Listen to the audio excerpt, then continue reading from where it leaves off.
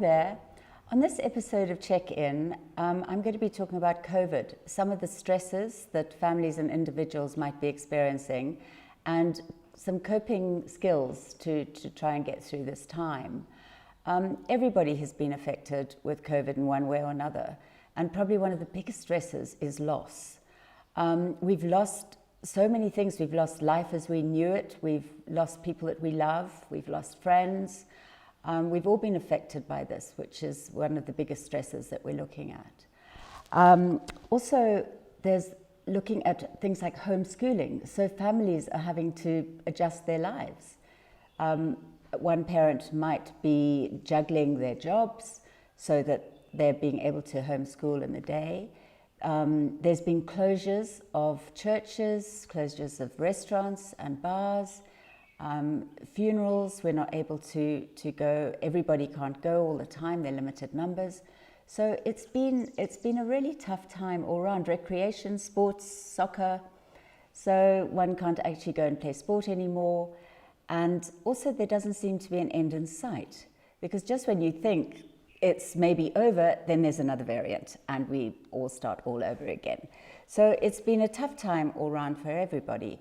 I'd like to just go into grief a little bit, because grief is a process of loss, and we really grow around grief. We don't get over grief.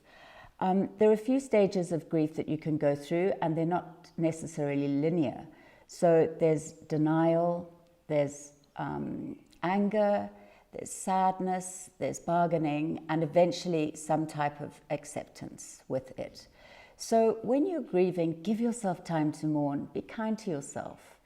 It's not an easy time, and one doesn't just get over grief. So do things like try not to grieve alone. If you've got friends or family or other people that knew that person, talk about them and share memories and share some happy stories. Also, you could write a letter to that person and tell them the things that you didn't manage to tell them and that you've always wanted to tell them. So writing a letter is a very healing and comforting thing to do. Journal. Journal is a way of being able to see it from another perspective and understanding what you're going through in life. And when you journal, it doesn't have to be like writing a book with punctuation and full stops and all that sort of stuff. It's just free writing. So just write how you feel, write from your heart. And it's a way of getting to know yourself as well through these times. So looking at families and what they're having to cope with right now and some of their stresses, one of the most important things to do is to prioritize. So work out what's really important. Don't sweat the small stuff.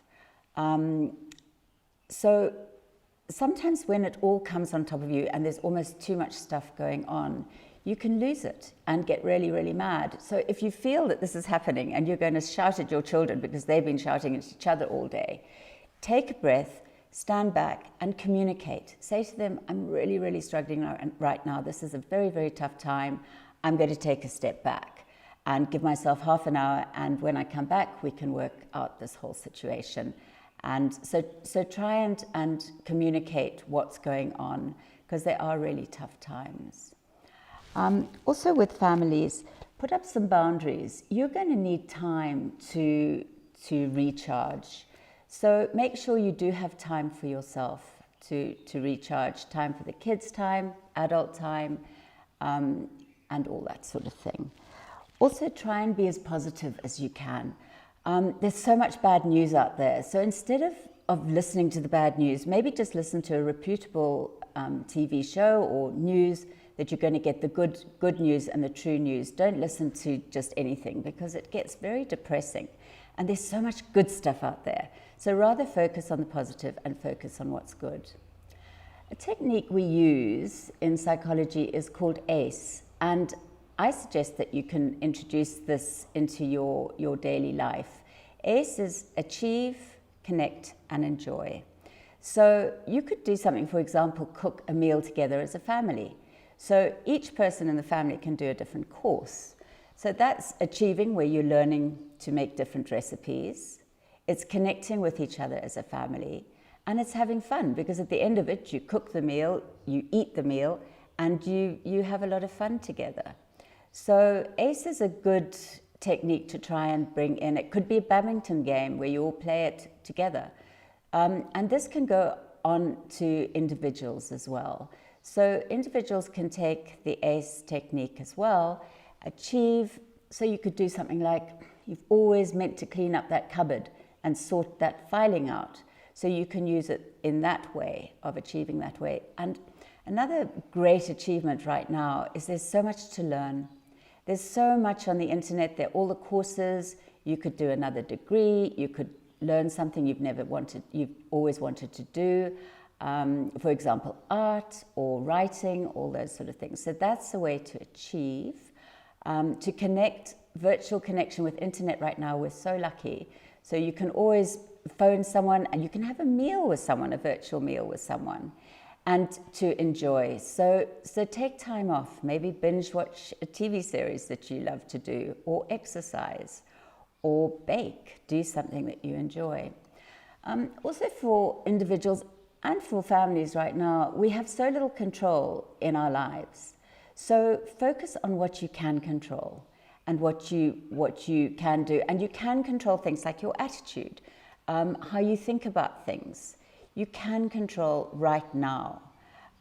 So that's another important aspect to focus on. Be in control of what you can control. Try and structure your days. So if you get up in the morning and you're working from home, put on clothes that you would normally wear for work, and go to your desk where you're working and treat it as a work day. And then at the end of the day, you can transition. So transition to off time. Change into some more comfortable clothes, maybe go for a run, maybe sit down and phone a friend. So transition from work to home. It's quite a good thing to do. Be careful of drinking to excess, because that's not going to do you much good. Self-care is something else that families and individuals can do. Mindfulness, and again it's a little bit about control. Mindfulness is being in the moment. So it's taking the time to sort of be here now. We can't do anything about the past. We can't change or predict the future.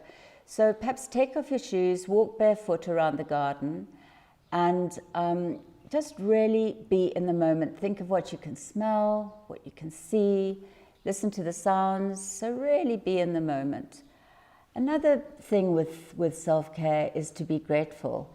Maybe write a list of 10 things that you're really grateful for, and they can be small things.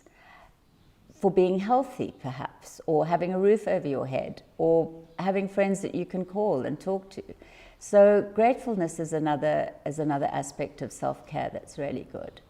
There are things you can do as well, lots of lovely things like read audiobooks, all those kind of things as well. Have a lovely bubble bath if that's what you like. So that's a bit about self-care. So that really brings this talk to a conclusion. I'd just like to say, you know, the world in the past has been through many tough times. There have been wars that lasted for years. We've had pandemics and epidemics, and they've all passed. So this will pass, and we will get through this. So perhaps use this time to do the things that you've never really had time to do. You know, grow around this, learn, become a bigger person, and take advantage of this time. Thank you.